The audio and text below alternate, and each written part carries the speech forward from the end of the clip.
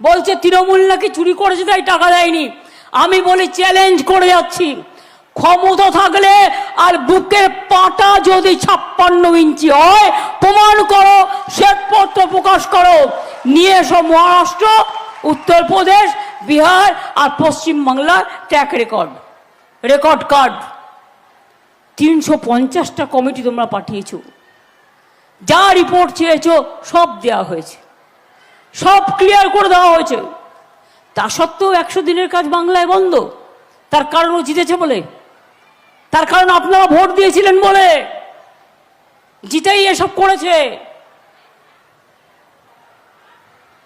দ্বিতীয় নম্বর, রাস্তাঘাটের টাকা বন্ধ। কারণ ওই 18টা সিট পেয়েছিল না 2019-এ, ভেবেছিল ইঁদুর বাঘ হয়ে গেছে।